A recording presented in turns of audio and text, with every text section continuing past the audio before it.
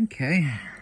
As I've said before in many countless videos, if you can't explain the universe to a child in a very simple fashion, then you don't really understand it. So I have various sections of an apple here. And I've also said at least 1,000 different videos. The proportionality and the ratios in the universe, or the torus and the hyperboloid, respectively the dielectric and the magnetic. Now the dielectric and the magnetic are just, we could say, mirror images of one another. Magnetic, of course, is the loss of energy or inertia of the dielectric manifesting as a torus. Now, well, I cut this one rather than eat it. An apple core, after we've eaten an apple, basically looks like this. This is an hourglass shape or hyperboloid. Of course, this is the apple. This is a toroidal shape. Interesting enough, we have a stem here, which looks like it's at the center of a vortex. If you actually rotate the stem around to follow the geometry of the stem, we actually have the geomagnetic precession. Now, an apple, just like an egg, even though they come in various sizes and whatnot, they actually have a proportionality of 1 to 5. If you actually cut an egg along the middle, it has a proportionality of 1 to 1.618. Same is true of an apple, even though apples come in various shapes and sizes, and they're usually not very perfect, and this one isn't either. They still have a proportionality of 1 to 5. So I have a couple cut pieces of apple over here. Now, at the center of an apple, an interesting pattern that you'll notice here, we'll talk about that in a second, we actually have seeds as pure potential and the apple as the actual. So, right, from seeds we get trees, and from trees we get apples. So we have the actual versus the potential. Apple itself is decentration, the fruit of force, the force of the labor of the capillary action of not only photosynthesis, of converting sunlight into energy, but also too drawing water and nutrients from the ground, and that capillary action must be forced into the creation of this. So apple is decentration. A seed, of course, is concentration. A tree is ultimately not interested in the apple. The apple is the delivery mechanism. Hopefully creatures and animals and human beings love it, and they spread the seeds, and so the tree is able to give birth to itself once again in far-off regions, or maybe not even that far away, but it's able to propagate itself. So seeds are concentration of the nexus of all potential. The stem, of course, is the axis of life. The apple grows right here from the stem. And like I said, if you actually follow it, it extrapolates out a geomagnetic precession. If we actually follow an axis of rotation right through the apple, it'll actually follow this geometry. This is a hyperboloid or an apple core after it's been eaten, or an hourglass shape. Same thing here, and it actually follows geomagnetic precessional axis right here, which of course extrapolates out the toroidal geometry. Once again, the negative image of a torus is a hyperboloid, and the negative image of a hyperboloid is a torus.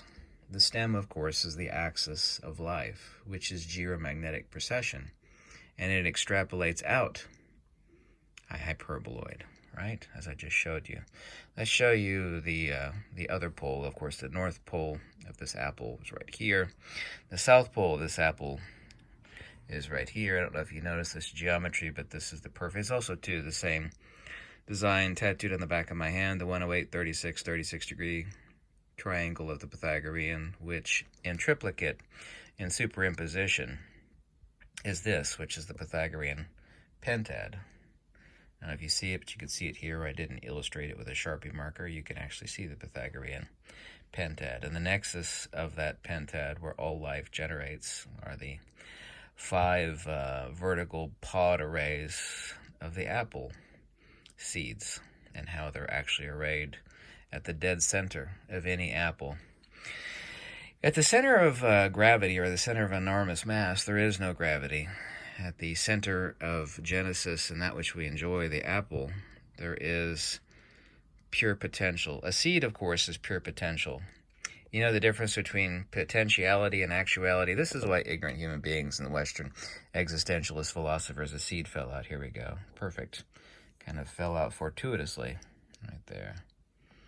People will say, well, humans do have free will, humans don't have free will. They argue back and forth. Western existentialists are not philosophers at all. Philosophia means the love of wisdom. This is pure potentiality. This is pure actuality. This is the product of force and motion, capillary action, photosynthesis, the absorption of water and minerals, and just like a human body, an apple, of course, is mostly water. Pure potential, pure actuality. Free will is this. That's actuality. Nobody has free will unless it's actualized. You know, some interesting lumber. We don't really usually make wooden things out of apple tree wood, but it makes a nice, pretty wood. I think I have something in this house made out of apple wood. This is genetically identical to the DNA. Just think about this for a second. The DNA of this little seed right here is genetically identical to an apple tree, the apple tree from which it came and which it would regenerate itself as a new apple tree, right? But you can't get any lumber out of an apple seed, can you? No?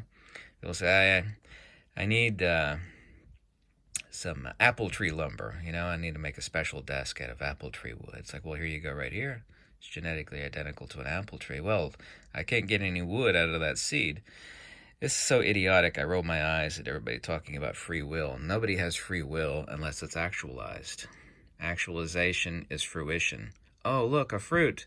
Actualization is fruition. Yeah, I know I just repeated that once again. I made countless videos too and done countless experiments myself, and everybody that's duplicated this experiment will attest to the fact that it's true that the seed exposure to magnetic North Pole or magnetic South Pole has completely different results. And there's a reason for that. In the case of this apple, where the actual apple is fed nutrients and water and genesis right here, because it's fed from the tree, right here at the top is regeneration. Yeah, top is regeneration. The bottom, where the apple swells pointed towards the ground, right, because the apple's hanging like this, the bottom of the South Pole is life and growth. The North Pole exposure versus South Pole exposure on my magnetic seed exposure experiments. There's countless thousands of people that duplicated that. They didn't believe me. It's like, oh my God, I did it, and you're absolutely right. Once again, let's repeat that. Top is regeneration. The bottom is life and growth, respectively, the North Pole and the South Pole, right? So, this is the torus of life. The torus is oblate. Why is the torus oblate? You see here we actually have a different proportionality between one half of the apple and the bottom. Same with an egg. The reason for that is gyromagnetic precession causes lag. Yeah, the extrapolation of the hyperboloid, because magnetism by definition is centrifugal force in motion, centrifugal divergence, okay? Right? It's decentration. That centrifugal force vector is the three-dimensional force vector. It necessitates lag be created because when you actually have a geomagnetic precessional force vector, it's also called the Larmor frequency, you have lag. You see the perfect pentad at the center of an apple?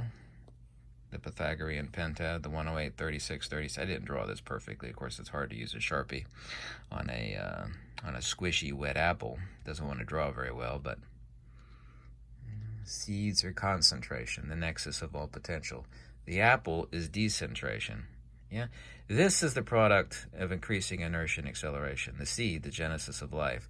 This is the product of centrifugal force in motion. The capillary action of the resultant force. Yes? Seeds turn into trees, and trees bear fruit, but the fruit of the fruit, yeah? The apple is the fruit, okay?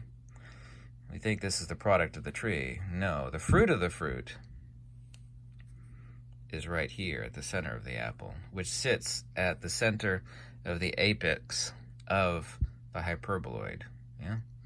The hyperboloid of increasing inertia and acceleration towards true genesis. We think of this as Genesis, but this is not Genesis. This is Genesis, not this. We enjoy this, but the tree only cares about this. Specifically, of course, an animal or a human would swallow the seed, and then it would, deposit the seed out of the back end of the animal, someplace maybe a few miles away, something like that. And the seed, of course, would make another tree, which of course give rise to more fruit, so the tree would propagate itself. Pure potential, pure actuality. Potential versus actual. Seeds are equal to potential. This is the actual apple, because with one seed, theoretically, Not theoretically, in actuality. But with one seed, I could have all the apples I want and all the trees that I want. Of course, it would take time. I would have to nourish it, but I could have all the apples and all the apple trees that I want just from one seed. Yeah. Force in motion, inertia and acceleration. Pure potential, pure actual.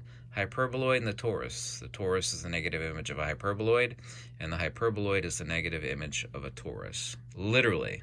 Not figuratively, but literally so. So here's the universe in a nutshell, using only an apple as a guide, because simplicity is divinity, and Mother Nature is not a mathematician with a digital calculator in her pocket. She's a hemp skirt wearing, barefooted, muddy feet, dreadlocked, hairy armpit chick. Yeah, it's that simple. Force in motion and inertia and acceleration. Pure potential, pure actuality. Yeah, the conjugate geometry of the universe is complete. Seed to trees, trees to apples, but the apple is not the fruit. The fruit of the fruit, right there, is this. This is the fruit of the fruit. And once the cycle repeats, over and over and over ad infinitum, without end. Thanks for watching. I hope you liked this video and in its simplicity, and goodbye.